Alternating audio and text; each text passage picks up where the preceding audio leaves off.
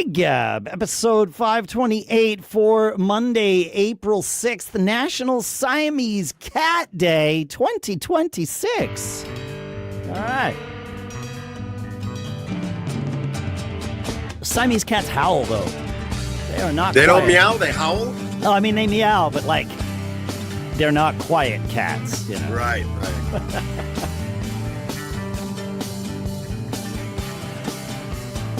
Greetings, folks, and welcome to Gig Gab, the show by, for, and about working musicians. Our sponsor today is gusto.com/giggab, where you can get 3 months free when you run your first payroll and all that stuff. We will talk more about that in a little bit. Here in Durham, New Hampshire, as usual, I'm Dave Hamilton. And my guest co-host today, he started by sweeping floors and greasing chain hoist motors in a Chicago sound shop and turned that into 25 years of mixing monitors for people like Alicia Keys, Maroon 5, Paul Simon, Justin Timberlake, Miley, Cyrus, and LORDE. I don't think I made any of that up. He's done SNL 14 times, the Grammys, the Super Bowl. He's one of the people who helped Harvey build JH Audio back in the day. He's currently out in L.A. getting ready for Coachella, and he is, without question, one of the most respected in-ear monitor engineers on the planet. Kevin Glendinning, KG, thank you, and welcome to Gig Gab. Dave, thank you very much. I feel very not young after that little introduction. But welcome to the club. Yeah, absolutely. No, I'm glad we were able to set some time aside. You're a busy man out east, and as you said, I'm out west, so we got the time zones linked up and got some time to chat. So looking forward to it, man. No, thanks for doing this, and I want to talk about a lot of things. But you know, in-ears, it obviously is your world these days, and has been for quite some time. And so we'll always bring it back to tips and tricks that we can kind of offer and help people kind of get their ears straight. So, am I right? Was my research right that you kind of you cold emailed your way into a career? Is that maybe correct? Impressive, and we got friends in the same background, which I love, digging that stuff up. It was the 90s, so we were living in an analog world, in the world of Hotmail. I got some Hotmail address, and at the local internet cafe, this was 98. Okay. I had been watching tour documentaries, old VHS tapes of bands like Metallica and Guns N' Roses stuff, 90s bands that I was into. Wore the tapes out, watched the sound crew put the stuff up in the load-ins, and Mr. Jake Berry screaming around on the floor, getting the shows in. The video actually I'm speaking of is a year and a half in the life document. I forget who directed it. Wayne Eisem, I think it was, but it's awesome thing. And it really showed a rock tour and the whole bit. Sure. At the very end, it gave tour credits and it listed all the crew and Big Mick Hughes, Paulo, and the whole thing. And at the very end, it said special thanks to DB Sound, Harry Witz, 1219 Rand Road, Des Plaines, Illinois, literally down the street from where I grew up in a town called Barrington, Illinois. My dad had worked around the corner from DB Sound, who I had never heard of that. I figured, it's Metallica's sound company. I didn't know how the vendor thing worked yet, right? I was a high school kid.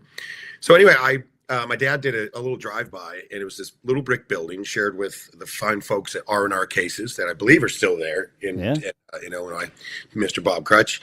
And my dad said, Kev, I don't think Metallica's offices are there. And again, we weren't sure how all that worked. Of course. I was like... But ignorance can be a valuable tool in the arsenal. Exactly. Yeah. But he did say... But having said that, I think there was a Porsche and a Harley out front. I said, interesting. So these were back in the days where Live Sound International, Mix Magazine, I think Pro Sound News might have been out, but you literally waited for the first week of the month to get your weekly trade magazines to read up on all this stuff. Harry and Barry at DB had just put out the Bridges to Babylon tours, getting massive exposure. So I kept reading up on them, and they were using this PA and the mixers and the whole thing. So I was doing my little high school early days of research on the company. Anyway, long story short, got an email address, got the old MSN Hotmail up and running, and I emailed Harry just saying, "Hi, my name is Kevin. I'm interested in audio. I've done a lot of work, looking into, you guys are doing AC/DC and Metallica and the Stones and Allman Brothers and all this, all these great, awesome, cool bands. The Deftones had just broke, and Todd Johnson was there at the time doing, looking after the Deftones. So arguably, it's like a mixtape of baby, Kevin Jr. back in the day. So I was Sure. my eyes were just, massive, looking at this thing. How do I get in the door? So the email gets sent, and Dave, I kid you not, the reply back was so fast. I figured the fellow was on vacation. It was an out of office reply. Oh, wow. Yeah. It was the assistant, Michelle, I think Michelle, 30 years ago, was saying, thank you so much for your interest. We're not hiring right now. Good luck. Now, and I said, well, wah, tail between the, maybe Dad was right. We should look at law school, right? And so Harry, I think it was later on that day, I got tail between my legs, and I'm like, oh, I'll go back to my, $20 a night bar job, mixing the cover bands of the, northwest side of Chicago, whatever I was doing back then. Sure. And Harry actually said, he said, actually, check that, Michelle. Kevin, thank you for your email. Show up Monday with a good attitude. We'll find something for you to do. So I am like doing cartwheels. I have now made it. I'm going to get a job at DB Sound. I'll probably be the next engineer for Metallica down the road. I've got these. Yeah. You're basically booked for front of house for stadiums by that email. I'm That's in, right. Dave. I'm ready to go. Passport and the whole nine. So I show up. I'm in a suit, like the jacket. I've got a portfolio. I think my dad lent me his briefcase. Like, I'm trying to dress to impress and like walk in the door. Like I'm going to be one of these guys. And Harry takes one look at me and he says, the hell's this? Yeah. So, my name's Kevin. We you asked me to show up. He goes, I know who you are. I invited you. This is my company. Welcome to DB. But what's with all this? He says, go home, grab some tools and some work gloves, get rid of all this and come back. So I drive all the way back and I come back, and I'm like, oh, and did I mess up my one big shot? And as I'm walking through the shop, he's introducing me. He's showing me the motors are there, the soldering station there, blah, blah, blah, blah. There's Metallica cases coming off. Allman Brothers is being prepped in that corner. Trans-Siberian Orchestra. They were doing River Dance. I saw an XL4 for the first time. All this, everything I've been reading about is all sitting there. And I was like, seventh heaven. I'm just floating on cloud, and Jim Homan, who was there, was just got off crew chiefing the Stones. Wow. And he was like, hey kid, come here. I think he called me Kyle for like the first 6 months or something. Sure. Whatever. But he showed me around, and another great guy who's still out doing AC/DC, Kenny Check, was like a big brother to me. Do this, don't do that. The most important advice he gave me. And he said, listen, don't be worried about what your pay is right now. You're going to have to work a second job. We all did. Stay late, ask questions. But most importantly, there's a huge opportunity for you here. Yeah. So it was literally as simple as that. It was dumb luck. The stars aligned, I always say, or something like that. And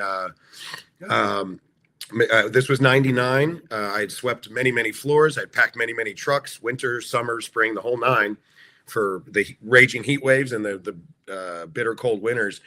And the guys were like, all right, I think this kid can hang, and we'll put him out on Metallica. So that was my summer of 2000 was the Summer Sanitarium tour, and 5 opening bands, System of a Down, Kid Rock, I think Korn was on that. And again, I'm giving you my childhood mixtape. Yeah, right. I'm just in awe. So went out, ran feeder, flew PA, stood behind Paul Owen. Ear monitors were just becoming sort of form back then. Analog still. He and Mick were on XL4 still, so it was still kind of that. But so there's some heavy hitters out there. Doug Deems, Bill Chappelle, all these great engineers.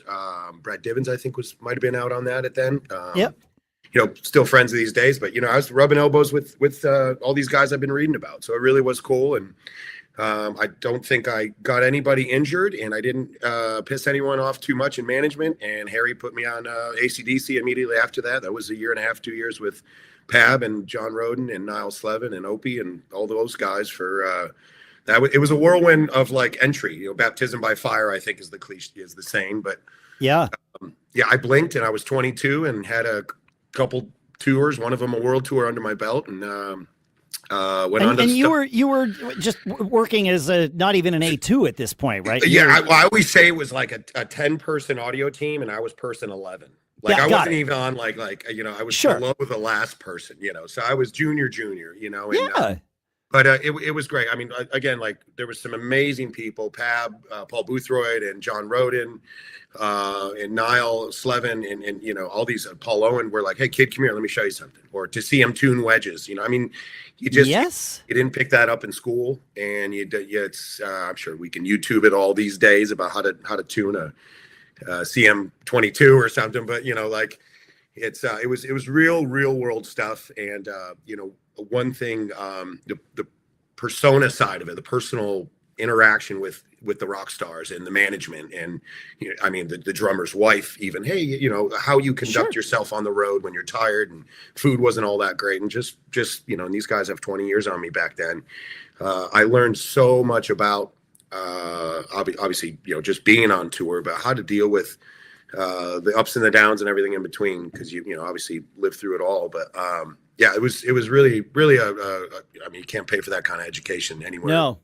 I don't think those classes are offered at any of the schools these days. No, they probably aren't. But I mean that's true with anything in life, right? There's the things that you can learn, and then the things that you have to learn. Yeah. Right? I mean, it's the F1 driver in the simulator, right? You can get as good as X, but to get Y and then finally Z, you got to have some track time and rub the tires on the road, right? Rub the tire, yes, totally.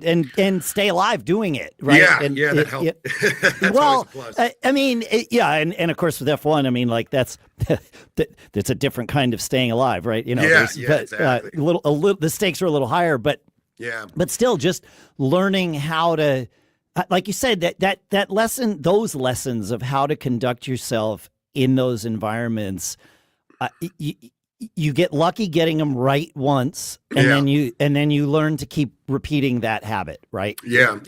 But just seeing the way, like, the guys would come up to, pre-show, and the lights go down, and the intro tape is rolling, the place is going bananas. It's 60,000 people at some racetrack in Raleigh, North Carolina. It's, middle of the summer, big show. Yeah, before the big pyro bust, Paul's checking ears, and I saw the way talkback mics were implemented, and just that stuff that really matters, the personal touch to it, way before you're mixing, even touching a fader for the night show, all that stuff, the interaction, pre-show, how the sound check stuff is conducted, all that, that stuff, you only get it with experience. You only get it by kind of, like I said, standing behind the person, he or she who's actually quarterback in the thing. But yeah, right. I gravitated towards monitors, I think just default, because I was the stage left PA guy. That's where Monitor World was. I did like the closeness you have with the band, and it was a little bit more part of the show than out for not slagging any of our lovely front of house friends, but I don't know, that just appealed to me a little bit more. Maybe I just yapping as much as I do, or wanting to know more about the people directly. I just kind of, monitors always kind of became the hat to wear. Yeah, well, when you're at front of house, you are, in venues like that, you're 150, 200 feet. It's too far to walk. From the band, right? I mean, you're part of the team for sure. Oh, absolutely. And that last sonic, filter / producer between what happens on stage and what the audience gets. But you're not, like, if something happens on stage that needs, help, you're not the one running to fix that. Like, that's, I was actually just having this conversation with a front of house friend of mine. The good ones, and I've been so fortunate to work with the elite, the best. We could sit here all and drop some serious names. The good ones are going. They're gonna, whether it's me or whoever, he or she, Kev's gonna hear that before I'm going, is something up? They're already on it, because with these guys, the little bit tiniest of disruption or impurity or whatever you want to call it, issue is obviously going to be more apparent to us. The levels that we listen to, and like we were just talking prior to this, everybody's on ears now. The managers are. So it's definitely a thing. There's the talkback. Talkback Culture is a, whether it's, the stage managers, show callers, the backline guys, there's a funny story about a singer that we've all grown up with and listened to who actually has jokes told to him. I remember in 2016, I was out with a band called Pearl Jam, and being the Chicago guy that I am, and the singer Eddie Vedder is a Chicago fan, and the team was on a run that year and wanted the baseball scores told to him because we were obviously working at night. So, hey, how are the Cubs doing? Sorry, Ed, it's 7-4 Pittsburgh, not looking good. As he's doing 20,000 people at Madison Square Garden or something. So, but that's no, outstanding. It's definitely a thing. I mean, I'm on a project right now where we're out in California getting a band called SOMBR. We're in rehearsals for Coachella this weekend and next. My trusted buddy Chris Rabold out front, and a really, really good team. We are up to. I mean, we're in the position, the configuration right now where there's art directors and there's creative people and there's management, and we're an all ear stage, meaning there's no wedges, no side fills. It's just ears, which is terrific. Yep. You can really hone in and get levels not only accurate, for lack of a better term, but consistent. We have about 20 channels, not 20 microphones. Things are busted, separately or multiple output busing or what have you. We have about 20 talkbacks for a 5-piece band. So, and I will say they are all used, so they stay. So, wow. Yeah. Wow. So you kind of wear two hats. These not to get off track, but we kind of wear two hats. I kind of call it like utilitarian almost, where it is not music, it is not part of the show. Excuse me. Speaking in terms of utilizing talkbacks, but I will say this: when they aren't functioning right, or a push to talk or isn't doing its thing, or something's left on, it's a problem. It's a major problem because people are so reliant on them these days. So it's part of the big picture, mixing audio on stages these days for sure. Interesting. How much I have a zillion questions to ask here. How much conversation is happening, and does everyone hear all? Like, are there different routes for talkback? Like, if somebody joins is there one talkback channel, or are there multiple talkback channels that you're managing? It's yes and yes. I mean, it depends on the person, he or she, the artist. There's some where like, you guys could be discussing, European socialism during the show. I don't care. I don't want to hear any of them. I just need to hear the playback person to start the show, or you, if there's an issue. Whereas, and then in sound check, everybody's talking about, hey guys, I really liked this last night. So there's a couple of different ways to skin that cat. Obviously, automation these days in the digital world we all know and love. That you can do a macro, which is basically a hotkey, several words for it. You can just go talkback sound check, and those can fire to everybody. You can program it as if there's only a couple, you can just do it manually. You can also make them a pre-mute, so they're always flying. There's different little tricks. I'm sure everybody has them. And then when you get to show mode, generally people are like, nope, I don't want to hear anybody. I'm out with LORDE right now. We're on a little bit of a break, but she's a perfect example. Her name's Ella. She will want to hear everybody, and the choreographer and our front of house staff, obviously Phil Harvey, who's mixing front of house, and Sarah Parker, our LD, she'll want to talk about the lights last night. So everybody, our video director who's out in the vomitory, so that's all part of it. And then showtime, she'll check her ears with my tech Rylan, and then it's everybody shut down. She's just in show mode. So and then we have a safety mic these days. Everybody's venue safety is a concern. If there's an incident, we need to shut the show down. Management and security know that there's a microphone next to me with a switch, and if that, I don't even need to be there, that can stop things down. So like I said, it can be utilitarian. So there's if you ever see an artist, I mean, Dave, you relate to this, and they're playing, and say it's a very meaningful song, and all of a sudden they have a chuckle. It's pretty safe assertion that somebody maybe lent a little joke, or was talking about somebody's funny hat in the front row or something. Mm-hmm. For sure, of course. But I wound up putting it was something I put on Instagram. I don't even remember what it was, but it was something about talkback mics. And the commentary on it, I was not soliciting for like funny stories or funny things, but But you got him anyway, didn't you? But I got him any. Yeah, Jaret Reddick from Bowling for Soup was one of the first to comment, and he said, he says we have talkbacks, but mainly we use them to share dick jokes and ask for more beer. And absolutely. It's like, that's absolutely. It. Yeah, that's it. Absolutely. I'll leave it at this on that topic because we could be here all day. Sure. I tend to remind the clients, the crew, that we are recording every channel every day. Right. For better or worse, right? So we'll leave it at that. That's how you get a multi-decade career is by saving those tapes. It's blackmail. That's all right. it is. That's all it is. You nailed it. That's the secret to a long career, everybody, is pure blackmail from Talkback mic recordings. That's a good one. There's a story. There's a movie in there, There's a movie in there that will never be produced. That's right. Exactly. But, it's like one of those like one of those things where farmers get paid not to farm certain things. You get paid not to make that movie, right? Exactly. What I think they call it hush money. Hush money. Yeah, well, yeah, that's right. Yes. Exactly. Yeah. All right. I want to. I mean, like, there's a zillion things I want to talk about, but I want to make sure we get to this. We have a lot of listeners who are either new to ears or wanting to be new to wearing ears. And we hear it from a lot of people at all levels. Matt Musty of Train is my favorite example. He comes on the show. He is routinely having trouble getting an ears mix that works for him, which seems astounding to me, but it is what it is. Yeah. But some people just have trouble adapting to ears. Most of the time I find it's guitar players, but that might be our audience.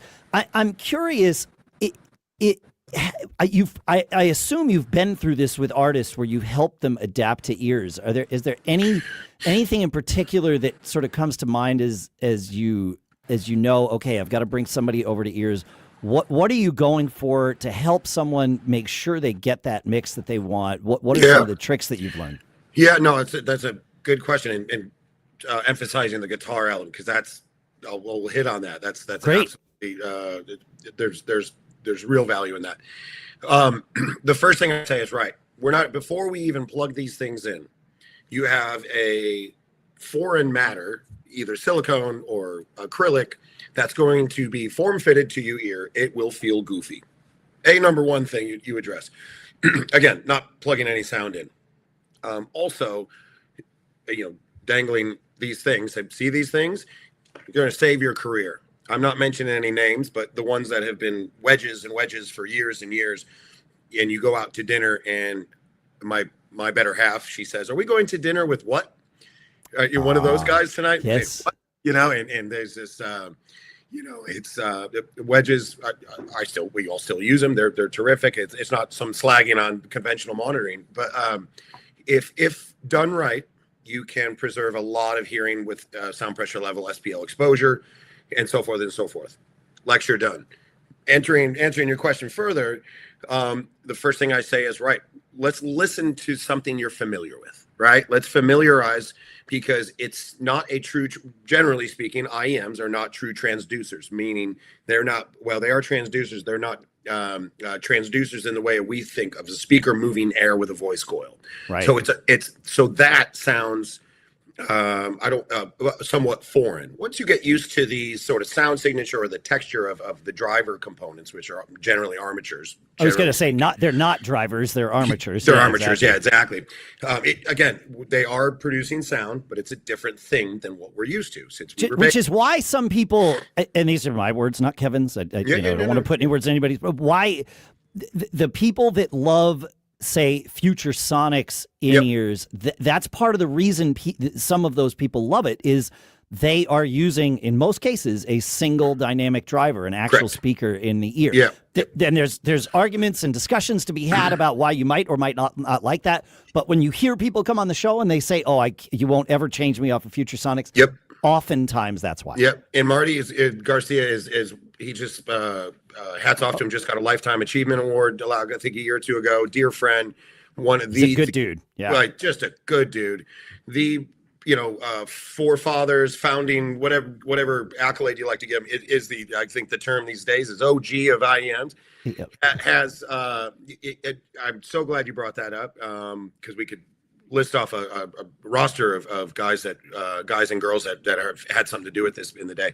For sure. But speaking on that, when I was saying true transducer, Marty has the success that he's had for so long, 30 years plus, 40 years almost doing this, because people say, oh, that sounds like a speaker to me.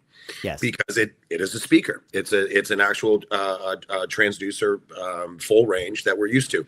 Hitting on the guitar player topic, Dave, there was a particular band. This was a NDA rehearsal situation, so names will be omitted.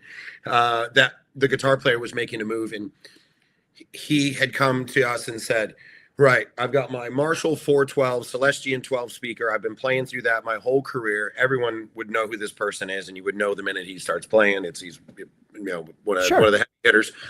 And he just said, I will never like these because it doesn't sound like that. So the minute you get it out of your psychoacoustic mental scope of you're not dealing with it. You just are going to say that the Celestian is going to sound like that. And my IEM, my earpiece, my mid drivers, whatever, are going to sound like this. Now, you can manipulate that in certain ways. But the minute you are just dead honest, flat out, hey, here's the deal.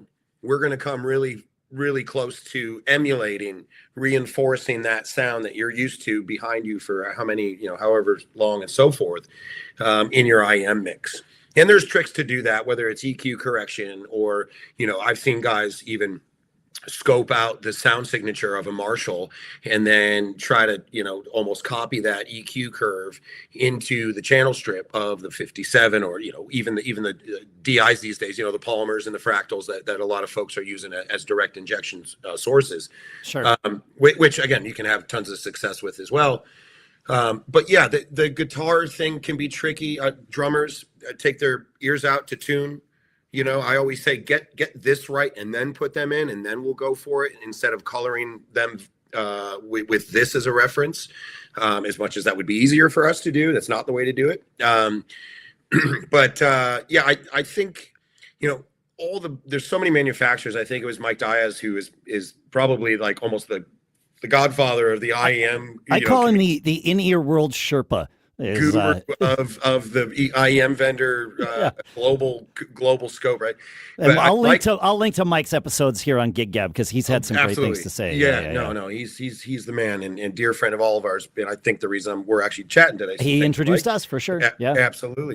He estimates that there's over 200 IEM manufacturers globally now, which I think he might actually be low, to be honest with you. But to think that in '95.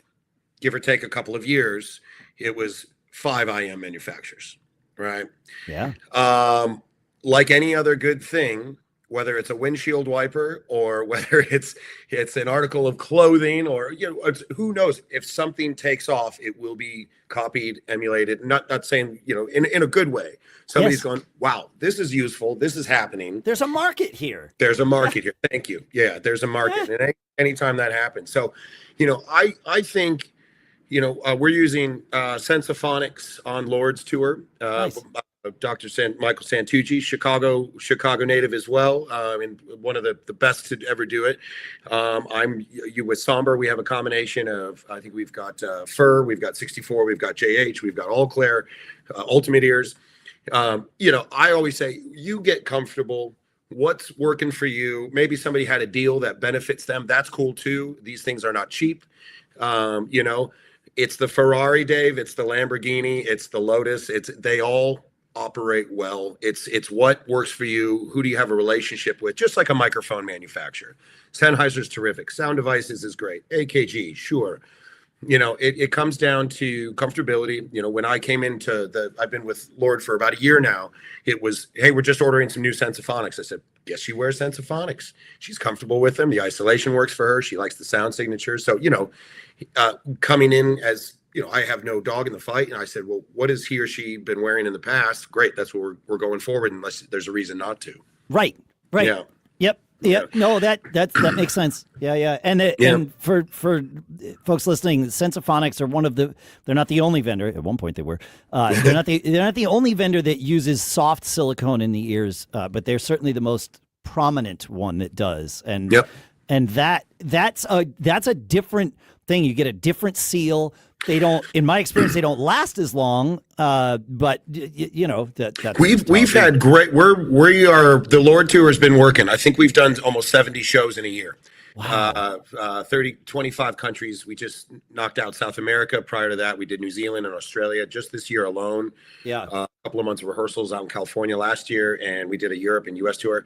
And we fortunately, Ella LORDE is very hip to sonics and audio details, and meaning she was kind enough to get the whole band and the crew and everybody on the same page. We're all wearing Sensophonics 3 Maxes, so my reference is equal to the guitar player to what she's wearing, and we have been over the moon happy with the service, with the sound quality and the whole thing. Again, they're good people there. They're good people, and actually, the nice thing about Michael Santucci is IEMs aside, turn a page on that. You can talk to him about audiology. Hey, Mike, I've got an irritation in my ear, or maybe it's just a blackhead, or something funky. We're out on the road, my hands are dirty, or I mean, ringing from some loud construction noise, or maybe we were too loud last night or something. You can talk to him, open up to him, and I think he has an audiogram from me, a hearing examination from 1998.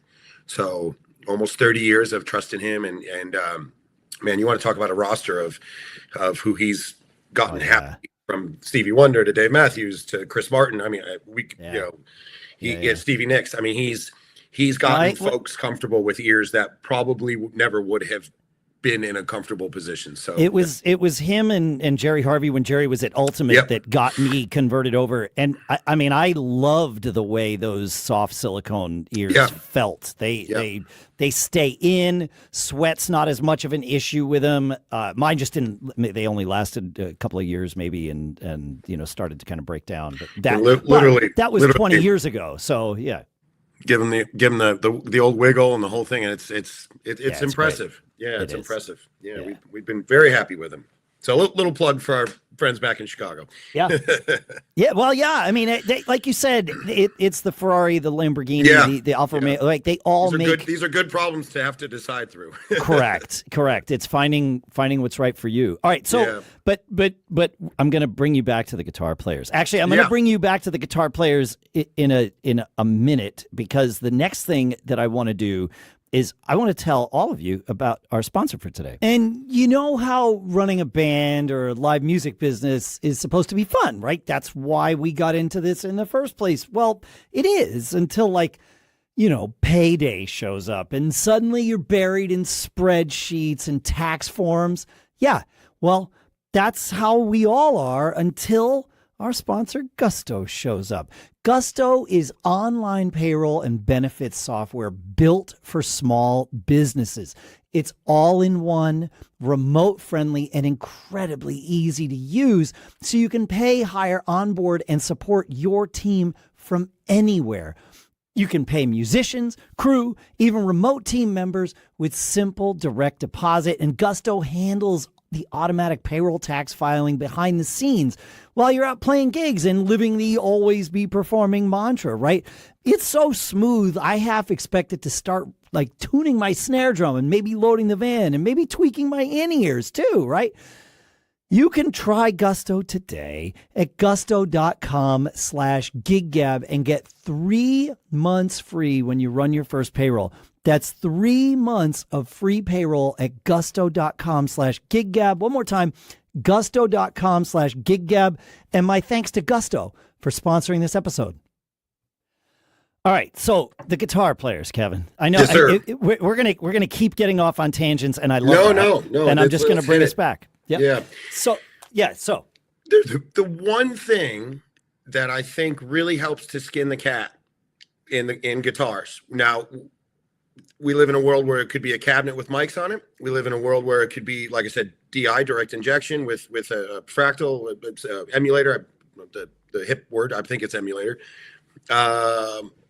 line 6, whatever's Yeah. going, or a combination of the two. On Weezer, I think Craig Overbay and I were doing the combo bit, and on LORDE, we have 3 guitar players on that. They are all DI, so you are getting something that is immediate arrival. You are also getting something that is organic and actually has a sound wave being produced into a mic diaphragm that goes through a split, so there's time alignment that may need to occur. I will say the number one issue I see is when there's a vocal mic in front of a Marshall stack. Now there are down, not just downstage, not aimed at the stack, but downstage from it. Exactly. I've got my SM58 or whatever for my backing vocals, and then I've got my stack behind here with 257s on them or 409s, whatever. Right now, everything comes down to physics. As we know, sound is physics, right? That's the world we live in. If you're getting 2 Celestians on, a left 57 and a right 57. Boom. One's in my left ear, one's in my right ear, 10 and 2. That's pretty standard. Put it up to 0, probably in good shape with some high pass, right? Maybe some top end coloration, low mid cut, whatever. You're probably going to be in a good starting position. Now, enter said vocal mic that is 20 feet downstage of that. What did you just do? You have arrival of left and right, and then you have it smeared by X milliseconds. I'm not the system engineer I used to be, but let's say 20 millis. I'll do the public math. I'll own that. Thank you, Dave. Yes. Nice assist.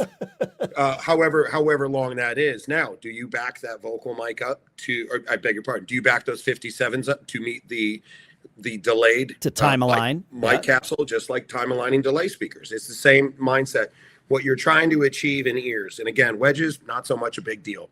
You can ask my friend Ian Beveridge about time alignment with Dave Grohl and the Foo Fighters.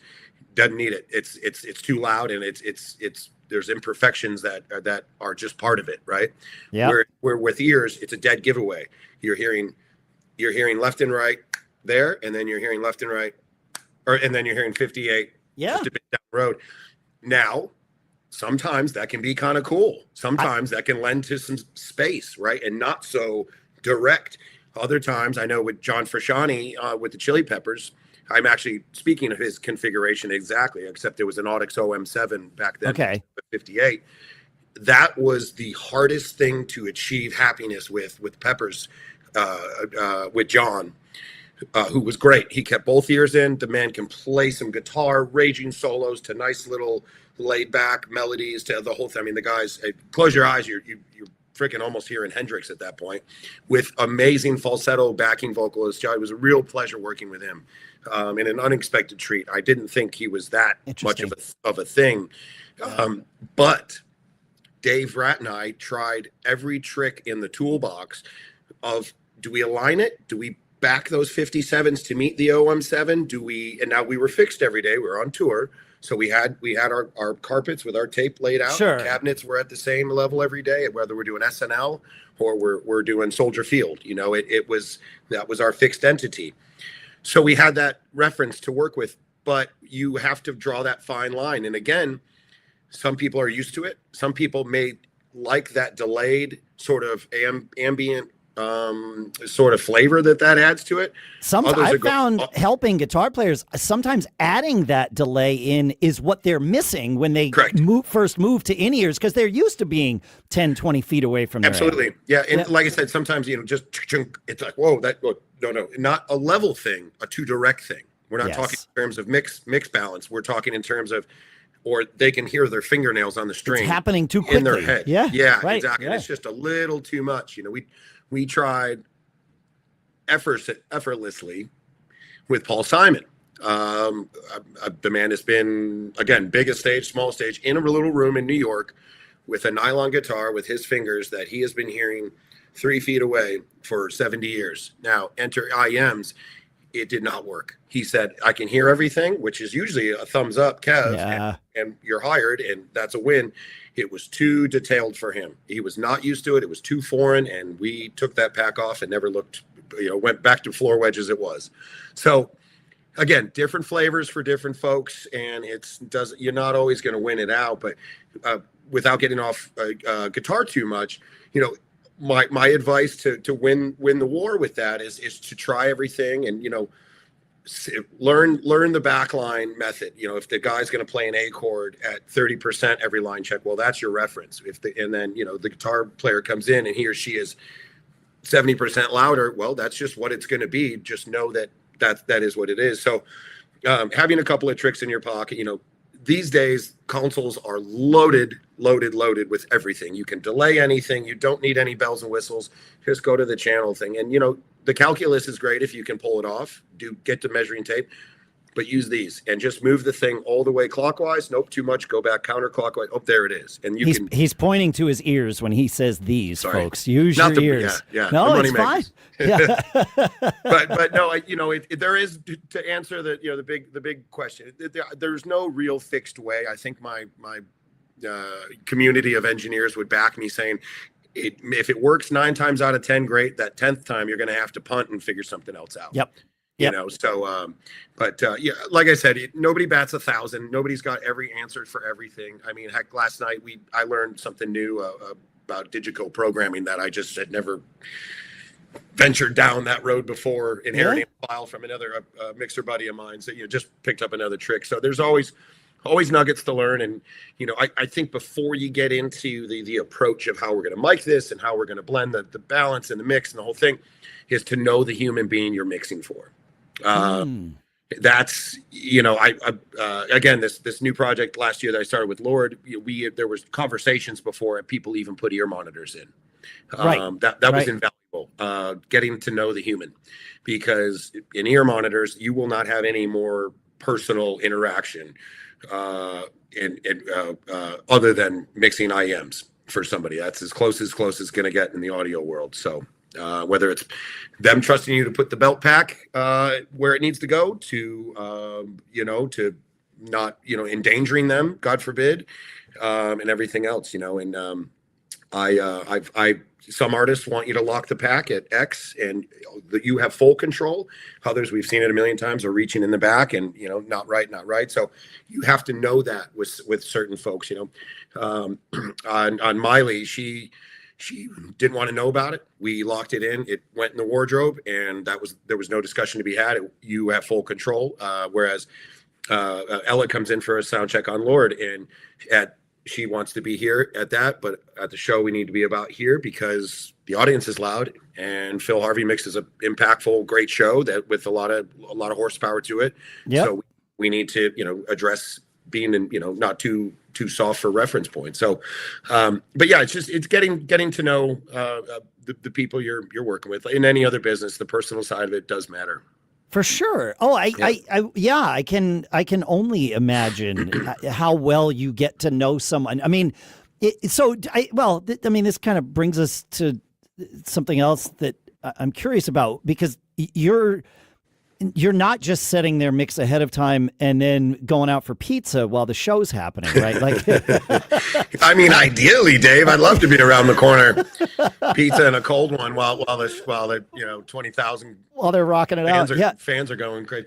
No, but that's not how it works. I mean, you're reading body language and facial expressions, and I assume you're also listening for them on their behalf on your pack too. Right? Yeah. So we call it a Q system, CUE, and it's basically a reference, just like studio mixers have their near fields. Just you'll see front of house mixers put on cans. We're doing that. We're just doing that the entire evening now. Right. Like on the SOMBR project that I'm doing right now, I actually stay on the artist frequency. The band is pretty dialed in. I have a console for them. I have a console for Shane, the singer, and he's the main guy. And every camp's got one. And sometimes it's the drummer, sometimes it's the lead vocalist. On Maroon 5, I would generally chase Adam around most of the night because he's in front of the PA. So I'm contending with Spill and audience bleed. But I also had a bass player that was on a wedge, so I had to seldomly take the ears out and sort of co-cue, dual cue system, check in on his wedge levels and make sure the drums weren't too splashy and all that. So but yeah, that's kind of how you're conducting things. You're also listening obviously for problems, or hey guys, I need you to tell him that the blue Fender just took a dive, so I'm going to switch it. He's got to use the Les Paul for this. It's going to be +6 hot. all that is happening, and you're going, right, need to let front of house know, or maybe our recording person or something, that can all go on. And so the artist isn't surprised, why is the Les Paul out here? Well, I just Right.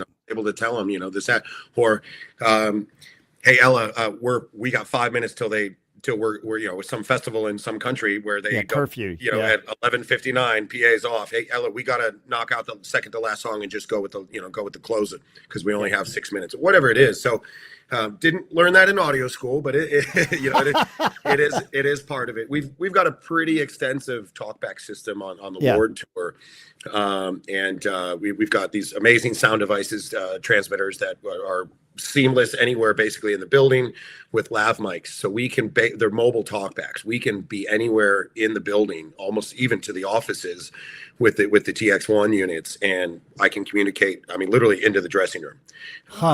Or my tech at the console, hey, we're just going to check ears, pan it to the left, right, okay, we're good. Or somebody's got their head in a rack, they can lock the talkback mic on and be like, yeah, Kev, try it now. Okay, wait, no, hang on, just mute up, without pulling something out, hitting a button, this and that. So it's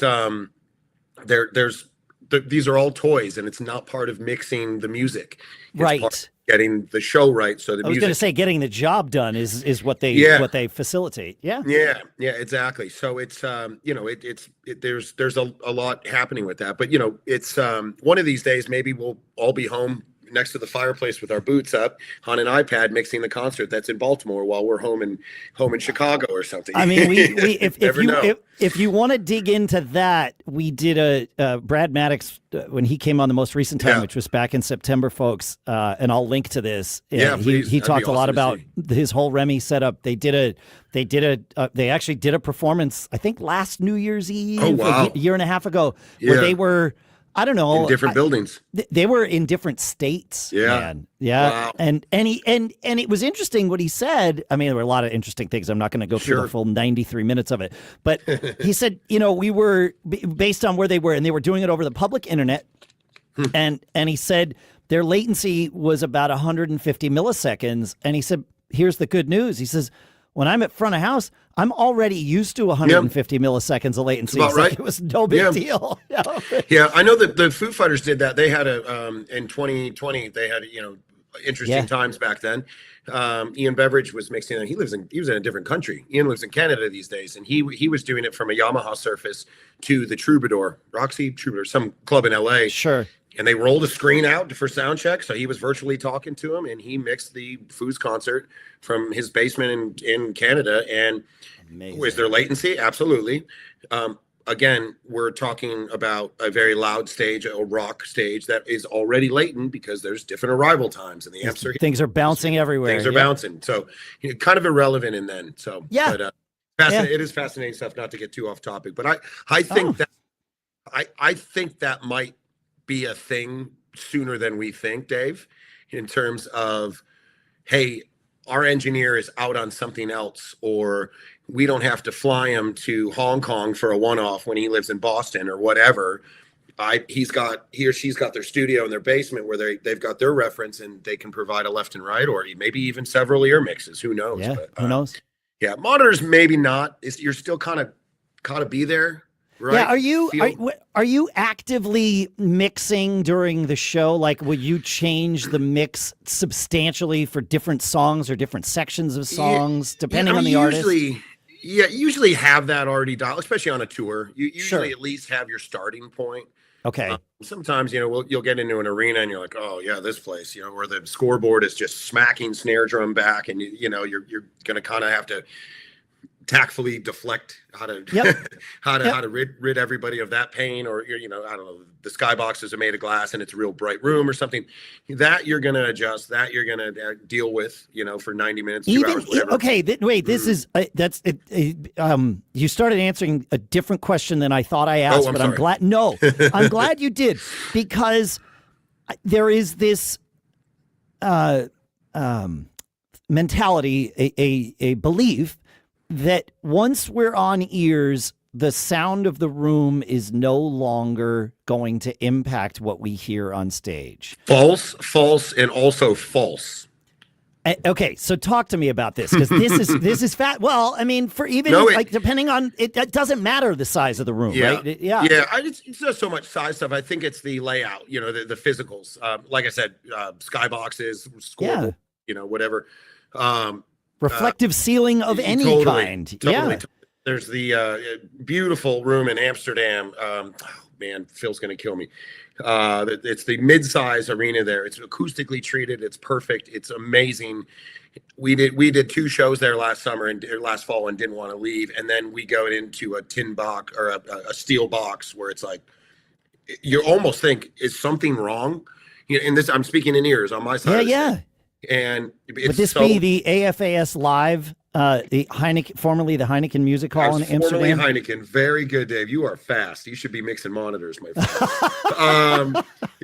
I'd pull up the old day sheets. A little plug for them. It was last, and it's just and actually Phil Harvey, our front of house engineer on LORDE, actually lives there, and he was like, "Oh man, Kev, I can't wait to get in there and at this place." I said, "I don't remember. It's been some time since I've been in there," and it was great. And then not to slag other rooms, but there's certain rooms that are treated appropriately. There's other rooms that are like, oh, that's the engineer's problem.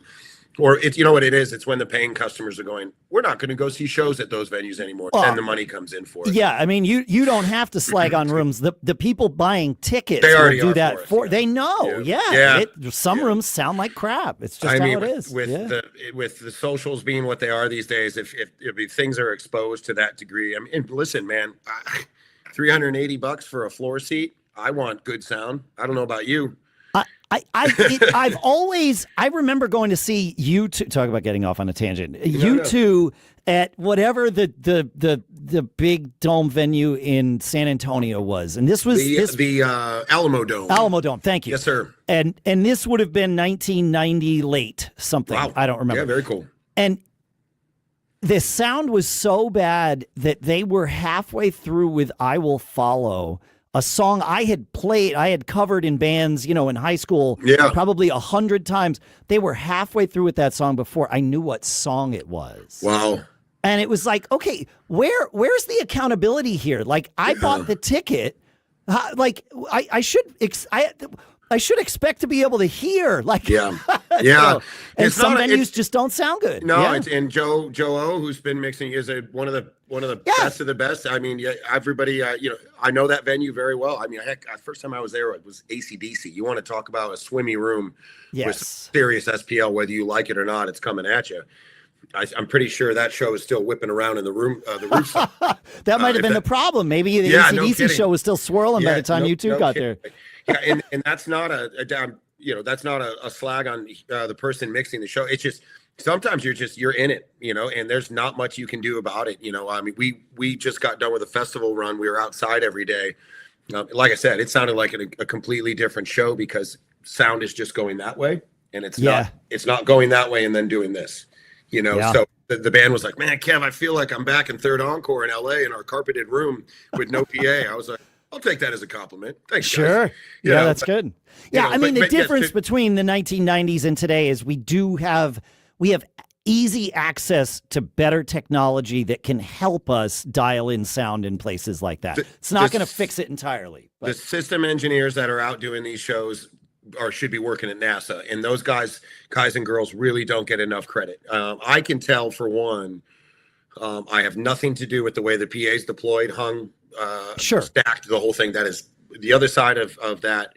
I know enough to be dangerous. I stopped doing PAs in 02, 03. It's been a long time, but those the analytics, the schooling, what they're doing, the compensation, the alignment, all that stuff is really rocket science. And I don't think that they get enough credit because, yes, the mixer has to do a good job. If the band employee, i.e. the front of house engineer, doesn't know the show or is too aggressive or heck lacks just hearing, chances are not great that it's going to be a overall good experience for the ticket buyer.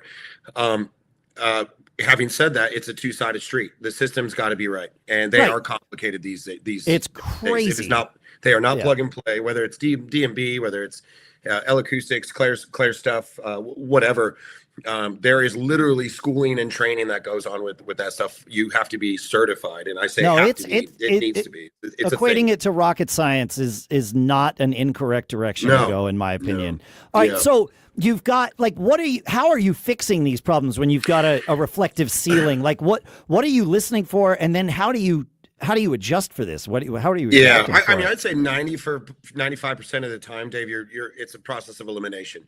What can we get away with reducing today that's going to expose something, or and that's going to just help things. I mean, as a matter of fact, the show last night, we were just in production rehearsals, but we have a PA blown around in an empty room. It's not, it's a great sounding mix, but it's, I missed rehearsals from the days prior where that wasn't an issue. But guess what? PAs happen, whether, it's part of the show. We figured out that leaving a bongo mic on was a little bit too drum bleedy for some of the band guys. And it was as simple as just programming that thing to be 20% down in everybody's mix and go, oh, drums are tight, we're good. Because you're getting some spill from a standard SM57 or whatever we got on the thing, and it's just those little things. Instead of going, oh, it's all a mess in the whole thing, take a deep breath, look at what's going on. Don't touch anything. Look at some things that are a little excessive that maybe you didn't have at the show before, and just glance at and this and that, and just experiment with ducking things down. You don't have to get into closed gating. That might be too obvious, and sometimes that's a trick. But just process of minimal reduction can do a lot for that. Now on the LORDE tour, the only open mic element is her handheld vocal mic. From we have a DPA cap on a Sound Devices handheld. You would think that is monitor engineer, like Christmas came early gift. In fact, it's quite the opposite. And this was a learning experience to myself. I had never done a show like that before. I've done stuff where maybe we got rid of the guitar cabinets, or maybe we got rid of that, but there was still live drums, or maybe there was ISO cabinets in play. We have none of that. There's no live drum kit. Everything is synthetic. Everything is on pads, programming, whole thing. Wait, so you're saying the only microphone on stage is her vocal mic? Is that right? 1,000%. Apart from talkback mics, which are off. Which are off until you unmute them. Correct. It's just that. So I thought you were saying that you had some elaborate ducking system that was no, nothing cool like that. Yeah, nothing that slick. No, it really is the only thing. So getting back to how we deal with rooms, you live and die by what's coming back into that capsule. And it really is a different approach to mixing now. What a learning experience this gets to be, though. Shape out the low mids that's rumbly in this room. Well, if you do that, you just altered her vocal sound signature.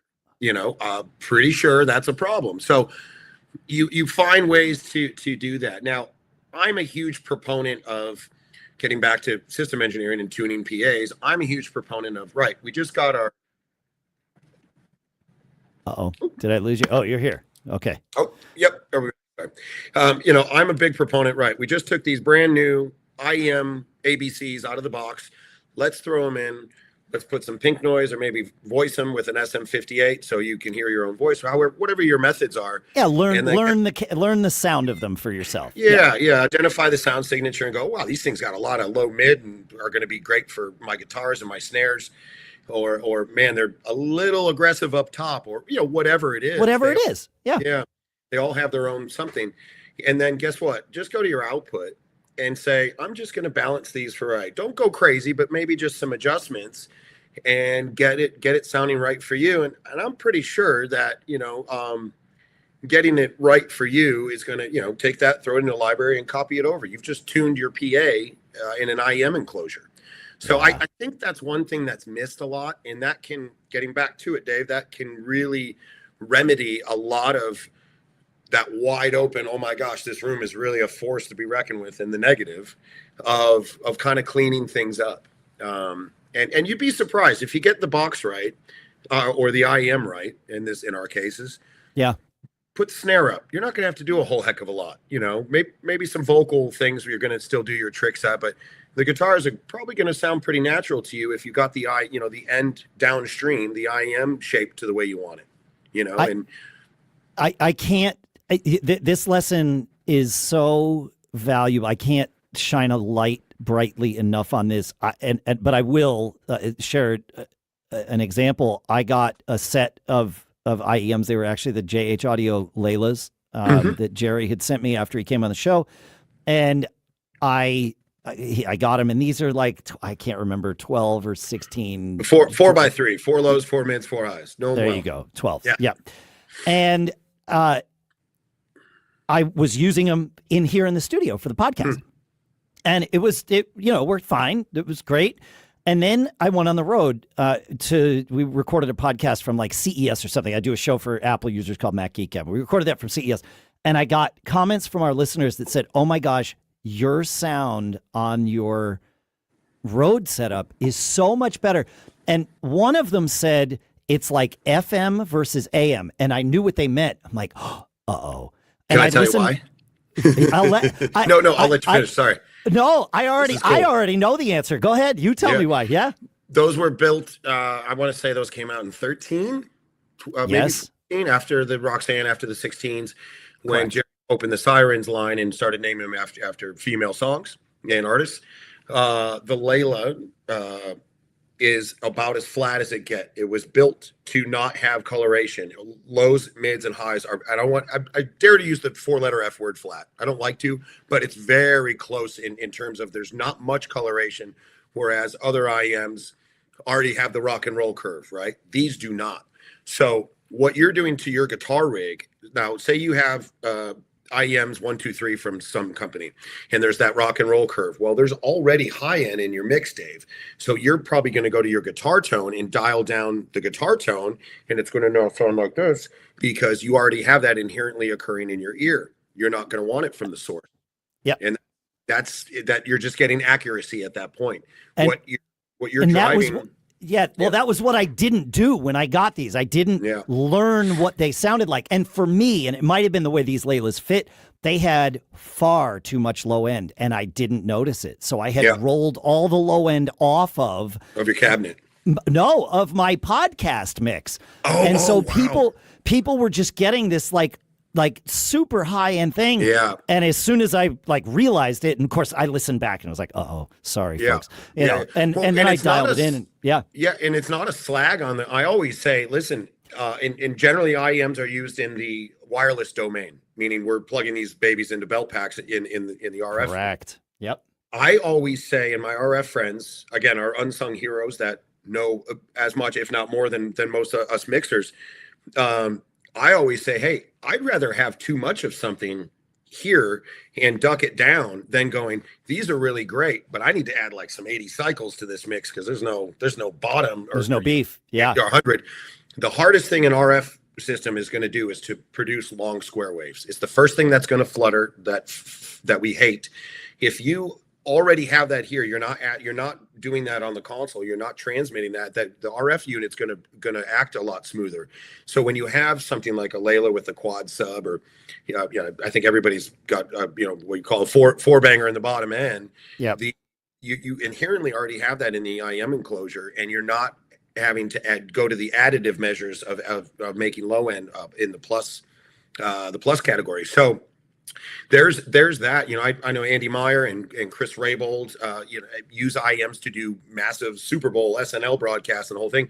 I've made them IEMs over the years, and I said, listen, make sure that that's right. And again, getting back to your podcast scenario, if there's too much high end, you're certainly not going to add it. Those guys had success with their broadcast mixes because they had isolation. They could truly hear. They weren't, a lot of these guys are in a truck dock with a forklift or something. I know Snake, who was doing Harry Styles, we made him a set of the L Acoustics JH contours because he wanted a L acoustic shape. He had K2 everywhere on the Harry tour. And it wasn't until he got those in that he felt he was doing justice in accurate sound signature from where he was plugged hardwired into his left and right console mix. That sounded to him what the room sounded like. And I did both. I sat with him and walked the room, and you would hard pressed to tell a difference. That's awesome. That you were using a different manufacturer. So yeah, it is cool when you see that balanced out right. I recommend to everybody who's out there getting ears, either universal fits that you're buying off the shelf, or you're getting ears made, whatever. When you get a new set, don't just plug them in and go to the gig. plug them in, spend some time with them, yeah, and learn the EQ, and then like just like Kevin, just like you said, tune your output EQ to make a song that you know sound right, and then go to the gig, because otherwise you're going to be fighting yourself all night long. Yeah, and listen, every human's different. We all are. I mean, and we all hear differently. You know, I've got 30 years of high SPL, whether it's pyro, stage left, thank you Metallica, or it's Lenny Kravitz Q wedge from just his guitar that I was monitoring only on my left side, or heck, I'm usually stage left, and what side's the audience on? It's on my left side, you know. Whereas drummers, maybe it's that China that's only on the right side that was 3 times louder for 20 years than the hi-hat. So everybody has different balances and different fatigue, different loss, and none of, the old, young and old, the older we get, the more loss we're just going to inherently get. It's just going to happen. Yeah. Think about your eyesight. Think about, everything else. It's called life, and it happens. If you have the comfortability and the affordability, I did this with Alicia Keys almost annually, where we would take an audiogram from her, and that's a fancy word for a hearing test that gives you a sheet, and it shows you the left ear and the right ear. I would have a doctor come, or we'd go somewhere, and on the same equipment, with the same reference, with the same doctor, with the same everything, she would go and I would go, and that was for my benefit. And I was lucky enough to have her do that for me. And I would go, right, because we're about the same age, and we've all been doing shows since we were teenagers. And I would look and go, oh, okay, well, that's her hearing, and this is mine. So I'm going to do something to match that, or vice versa. And that would give me a relative streamlined reference point to know that whatever I got going on, I can compensate to be pretty much not 100%, but damn close to on target with what exactly she's hearing. And that comes down to the earpiece, that comes down to the belt pack level, that comes down to making sure that your listen cue reference, whether it's wedges, ears, or whatever, is nominal, meaning what they're getting is what you're getting, and so forth. So that can be super, super beneficial. Again, I had a 12-year relationship working for her, so I had that, and I just brought it up once, and I said, I should probably say she's too busy. She's like, that's a great idea. Why didn't we do this years ago, Kev? So it was that's really valuable. Now, that's not going to happen every time, and if you bring it up, they may say, nope, sorry, I've got a tea time, or I've got the kiddos, or whatever. Yeah, it's life takes a priority. Yeah, that's life happens too. So, but no, that's a real thing. That, again, if you can get the opportunity with IEMs, again, I hate to sound like a broken record, it's his most personal audio interaction one will ever get with their engineer and their musician, and so forth. Yeah. No, it is a personal thing, and it's hard. It's hard knowing what someone else is hearing and being able to decipher what they're trying to tell you, which my guess is a huge part of your job. Yeah, we're all psychics. By the way, Dave, did you know that? I have worked with some in-ear engineers who are psychics, and I've worked with some who are not. I hope that didn't come off cocky or arrogant or something, but you are expected to know 3 seconds before they want the snare drum down. You are expected to know that the reverb is too long, or whatever. I'm always impressed when I at like a venue for a festival or something, and somebody's like, I always try and get control to mix my own ears from behind the drum kit, because I don't know you. You don't know me. Like, no, this totally. is no offense, but how are we going to do this? And most of the time they'll let me, which is great. But sometimes they're like, festival rules, blah, blah, blah. I can't. I'm going to mix them for you. And occasionally I've had those moments where it's like, I have no idea how you're reading my mind right now, but you're reading my mind, and I love you for it. So generally, I mean, listen, there are some folks out there that have been like, this sounds so great, and the whole thing. In song one, I'm like, man, this is not going well. What in the hell is actually being produced here? And this person, no way he or she's happy with my work. And and they'll come over and be like, nailed it, Kev, this. And I'm like, if you say so. Other times where I have this pristine, polished, perfect verbs, gated appropriately, everything's subgroups, compression, I mean the works, right? It's mastered. And they're like, yeah, man, I can't tell you, this isn't working for me. And you're like, really?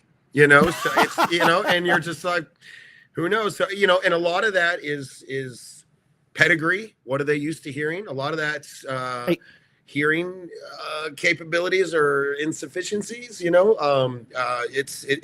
and there's I've seen it all in terms of something super musical. I've seen it all in terms of pound me with kick drum, attack, and click, because all I care about is my time. Mostly drummers, and it's the most non-musical thing, but guess what? It works for them. It's function. I've had some, my preference is to hear something approximating a front of house mix with a little bit of extra drum overheads, because that keeps me from overplaying. But otherwise, I like to hear the song and what I'm playing to. But there are some gigs where it's like, all right, put me in survival mode, man. Totally. Give me the click and let's go. And let's just get going. Yeah, that's right. I got called into, it's sort of a 911 thing. I hopped on an airplane from Chicago to Thailand, Bangkok, Thailand, to start with a new artist. And console was, the deal was, we're starting over. I'm a new person. The show's going to have a new show file. We've got, the production manager was kind enough to load in a day before. I walked into a 12-piece band with a pretty prominent vocalist who was struggling. He was going through some hard times with his ears, and they were burning through some really good people. So hey, let's give it a shot. I'll do my best. Hopefully it goes well. And, the band was basically like, hey, Kev, thank you for being here. Just flew 4,700 miles to get there, yada, yada. Yeah. And they were like, just whatever. If make him happy, kind of gave that one away, make him happy or else we're all going home. So I said, listen, this is what we're going to do. As you said, survival mode. You guys just start playing the same song over and over and over. Give me the same song. Just keep going. I got a music mix, something that would pass for a left and right with some click and some counts. And I copied that to 14 people. I said, cool. Going from there, here's your music mix. What are you, trumpet player? Trumpet +3. Next, what are you, bass player? Music mix, bass +3. And so forth. Yeah. To get things started. To get a baseline. Absolutely. To get a baseline. And everyone said, and I'm not patting myself on the back. It was just like, I've got 47 minutes before this is supposed to sound excellent for somebody who doesn't want to do a show tonight. So yada yada. And then they were all great sports about it. They got through the show, and I think it was simplistic. Chris Rabold and I we're just talking about this the other night. He's out here on SOMBR with me, been a good friend for forever. We want to talking shop. He and I will get into the weeds with it. We were saying some of the best work that we think that we've ever done. He's obviously on the front of house side of things. Are quick spin ups. You don't do too much. You get a good incoming trim, input trim. You maybe do some high pass shaping. You're not thinking too much. Your compression isn't overdone. You put it up at a reasonable balance. Get a nice level. Move on. Throw and go. Throw and go. Thank you, Deb. Things are so good now. The splitter systems, the mic pre's, the consoles.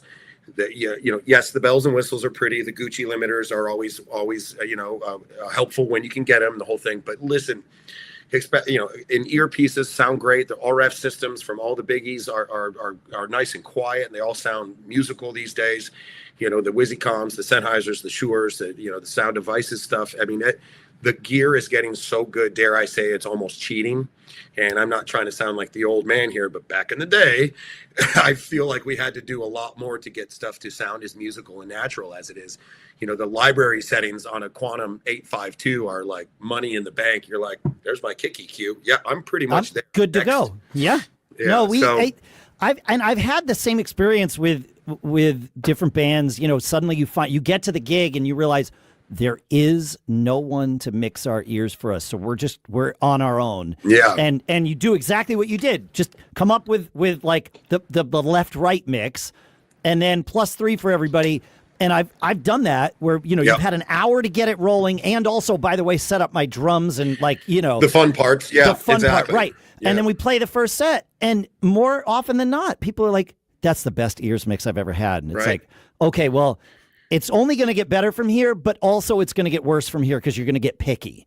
Yeah, Right? yeah, exactly. You're not in survival mode walking in wondering what's this going to be like. Yeah. So Well, it's that and a lot of mindset too. totally, and a lot of it, I mean, we're our own worst critics, like I said, looking at the desk, going, oh man, this snare's out of whack, or the guitars are too harsh, or whatever it is.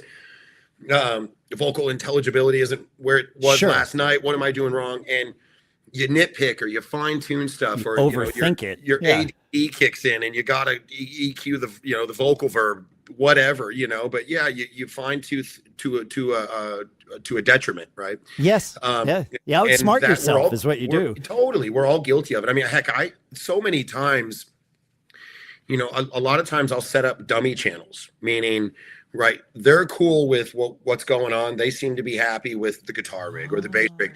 Copy that bass DI, again, just in your queue, or maybe, your co-pilot, your tech, and you guys can work on stuff. Start doing some radical stuff, go, oh, well, that certainly doesn't work. Or maybe Digico has a new fancy insert in the spice rack that you're not familiar with. Well, get familiar with it. Do a dummy channel. It's only you listening to it, or maybe the bass tech or something, and start moving the compressor around and going, you know what, that's cool, but this is not what he or she's going to want. But you know what, I bet that thing's happening on maybe the bass tracks in the playback or something, or kick something or whatever. So I've done that quite a bit. I'll also, in terms of getting back to sort of our cue thing, I'll set up just a me mix, and it's not going anywhere. It's just on the console, and that can be something that maybe the talkback mics are all +6, so I don't miss a cue from the crew, or maybe I'm trying a new kick mic out, and I'm not ready to change anything, but I certainly want to hear it just in my mix. Sure. So you can get real creative and kind of make it your own until you have to deliver that stuff and introduce it into people's mixes. So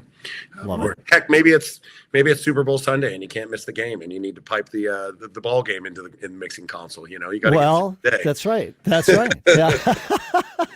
Not that I've ever done that, Dave. I wouldn't expect that you would, Kevin. Yeah. That reminds me that there are many other things that you've done, the SNL, the Super Bowl, lots of stories and lessons that I would love to hear from you, but I know that we are also at the end of the time that you have for us today. So, I would love to have you come back on Gig Gab sometime, man. No, it for would be sure. a blast. Okay. Well, maybe we'll do version 2, and it'll just be road stories and not all this tech jargon. All right, that sounds like a blast. That would actually be really fun. Yeah. All right. In the meantime, where can people find you and follow you, my friend? Oh, right, the important parts of it. Probably at some arena or amphitheater. Somewhere on the planet, or maybe an airport lounge or a sound company. There you go. Are you on any of the socials that people can see you? Does that matter to you? I am. Yeah, we have the fancy Instagram stuff these days, and I'll put that in your. I already have that. In fact, I'll put that in the show notes for everybody to get. Appreciate, because I probably screwed up, to be quite honest with you. No, it's already in the show notes. It's there. Yeah. Great. Yeah. No, I'm completely reachable from it. I've done a few of these things, and I mean, I've had people from South Africa and Russia and New Zealand and Cleveland all reach out saying, "Hey, I'm an up and comer," and if you guys have watched the whole thing, there are no stupid questions. I still ask them. Over a quarter century of doing this crazy stuff, and knowledge. Keep reading, keep YouTubing, keep watching this stuff. But I can't think of anybody that I have been friends with or work with that have told whether it's somebody in their 30s or getting a late start, or somebody who's 13 that wants to be a front of house engineer, that if somebody say, "Hey, can I pick your brain for a little bit?" I don't know anybody that says no, and I don't think that they should. I hope that they don't. Better hope for humanity from that. But always available. I'm fortunate enough to be doing this because, again, the aforementioned John Roden and Niall Slevin, Paul Boothroyd and Paul Owen, Big Mick Hughes. I mean, those guys were like, "Hey, let me show you something, dude. Come on over here. You want to be a big time engineer someday?" Yeah. That stuff's invaluable. You can't pay for it. You develop friendships from it, and a lot of personal integrity from it too, about how to conduct this stuff in this world. And it is a business, and that is important stuff. So, the only way you really gain that is by knocking on doors and having chats with people. But completely reachable. And whether it's gear questions or, "Hey, I've got a drummer that doesn't like his bottom snare verb. What's your recommendation?" I've got a few of those in the pocket, or I've got some buddies that can shed some light on that stuff too. Brilliant. Kevin, thank you for doing this. Awesome, Dave. What a blast, and I look forward to round 2 of this whenever we make that happen. Folks. Nothing but funny stories. I'll start getting the scripts ready, buddy. All right, great. Yeah, we'll make sure we yes, nothing but funny stories. That's awesome, right. Man. Yeah. Good. We have 3 words that we say as kind of our mantra here on Gig Gab, and I can certainly say them, Kevin. But if you would like to do it, it would be my pleasure to have you share before we kind of wave goodbye to everybody for the week. Always be performing. I couldn't have said it better myself. Thank you, my friend. Thanks for Dave. listening, folks. And always be performing. Thanks for hanging out. Take care. GigGabPodcast.com. Feedback at GigGabPodcast.com if you want to ask me any questions. And, of course, I can pass your questions along to Kevin, too. And then we can answer them on the show for everybody. There we go. See you next time. Perfect. Later. Thanks, Dave. Thanks, Kevin. All right, man. That was great. What a blast.